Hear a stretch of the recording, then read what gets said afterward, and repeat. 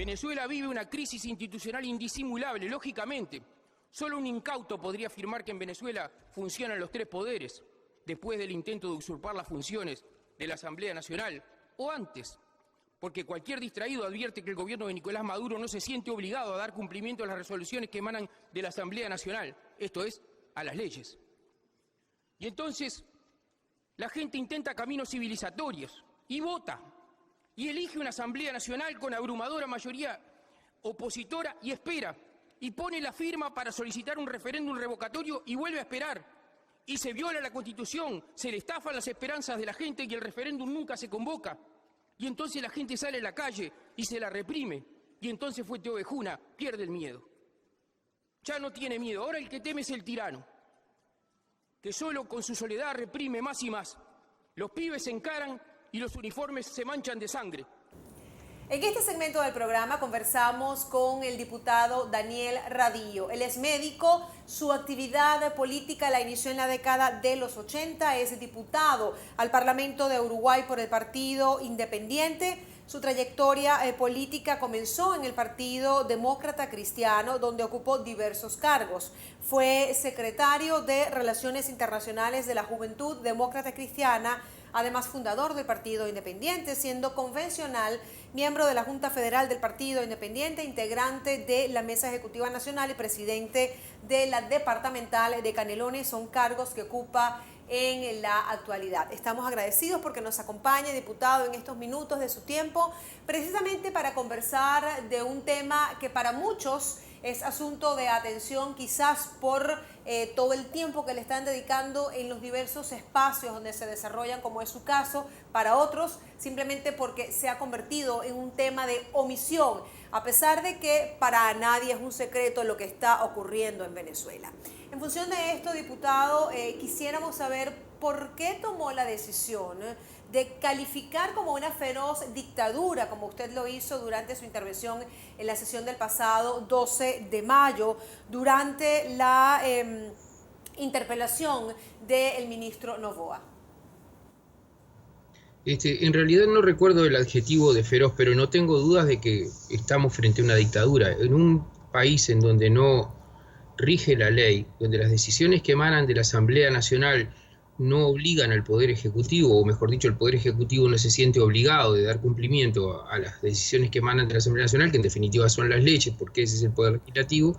Digamos que el Poder Legislativo es como si no tuviera vigencia, pero además de esto tenemos un Poder Judicial, que además de que pretendió usurpar las funciones del Poder Legislativo, no tiene independencia, porque inmediatamente que Maduro convoca a ese Consejo de Seguridad, creo que se llama, que le hace dar marcha atrás, en 24 horas el Poder Judicial da marcha atrás, con lo cual deja sellado que no tiene ningún tipo de independencia. Por lo tanto, yo considero que un país en donde no se toman en cuenta las decisiones del Poder Legislativo y donde además el Poder Judicial no es un órgano independiente, no podemos estar hablando de un régimen democrático, ergo es una dictadura. Asumémosle a esto las otras cosas que pasan y que, digamos, no son adjetivas, son sustantivas también: la presencia de presos políticos, la represión en las calles, la restricción permanente de libertades elementales, entre otras cosas, la libertad de reunión, pero mucho más que eso, ¿no? ¿Cómo califica la posición de su gobierno, del gobierno del presidente Vázquez, con relación al caso venezolano? En realidad, el gobierno se encuentra tensionado por las características que tiene la fuerza política de gobierno. La fuerza política que nos gobierna es bastante heterogénea, pero quienes hoy tienen mayoría son favorables al gobierno de Venezuela.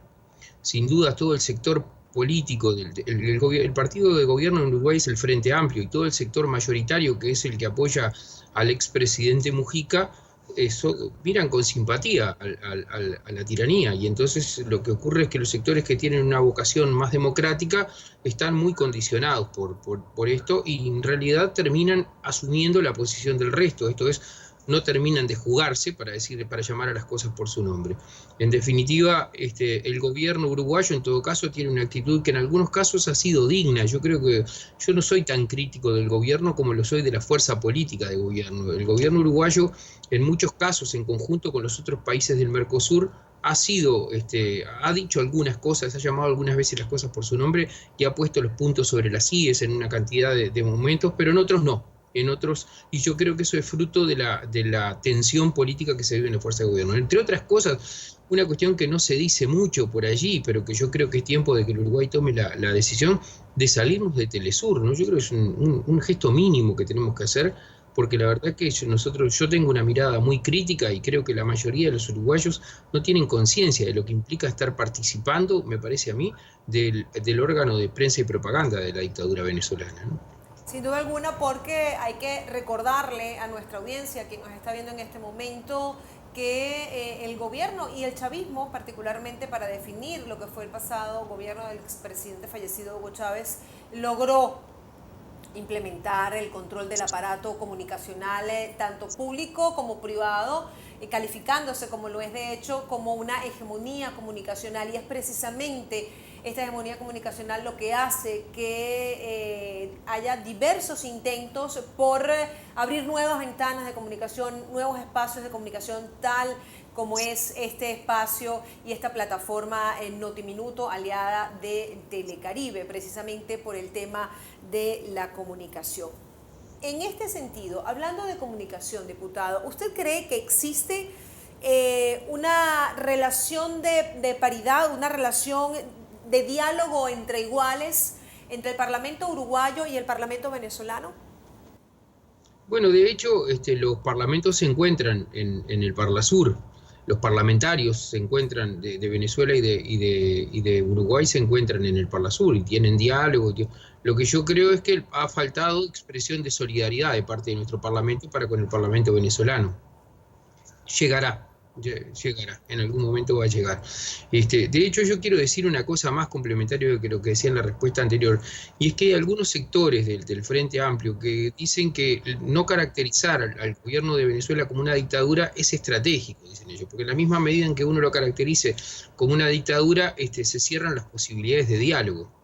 Y yo no estoy de acuerdo con eso. Yo creo que en realidad es al contrario, es una caracterización que va a ayudar de alguna manera es un mecanismo de presión para el diálogo. En particular nosotros en la década del 70 y hasta principios de los 80 vivimos una dictadura militar y la caracterizábamos de esta forma, decíamos que era una dictadura y la salida fue un combinado de diálogo y movilización callejera.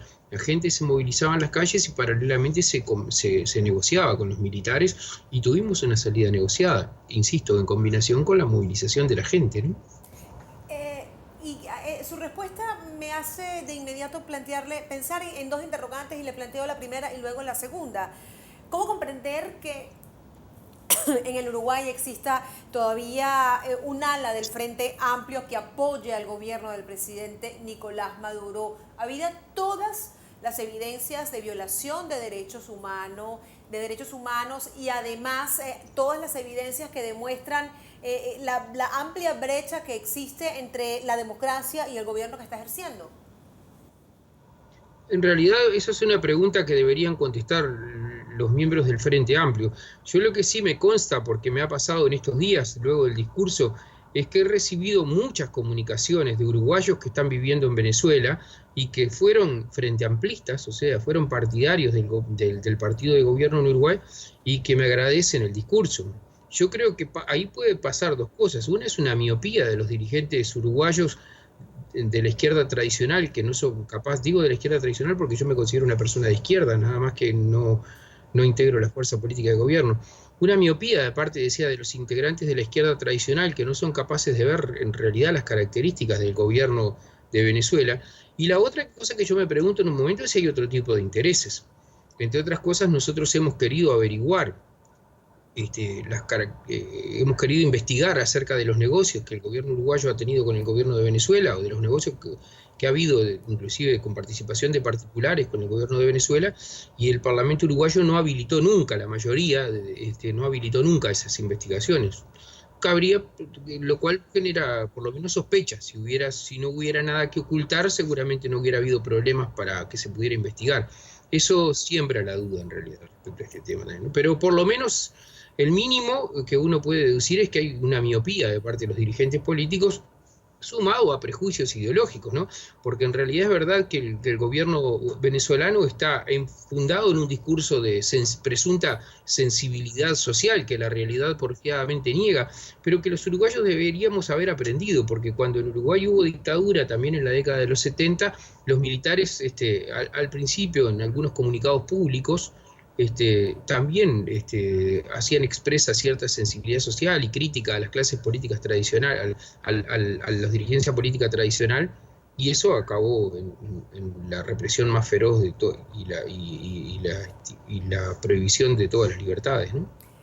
Estamos conversando con el diputado al Parlamento uruguayo, Daniel Radillo. Diputado, le dejo la otra pregunta en el aire y la retomamos al regreso de la pausa.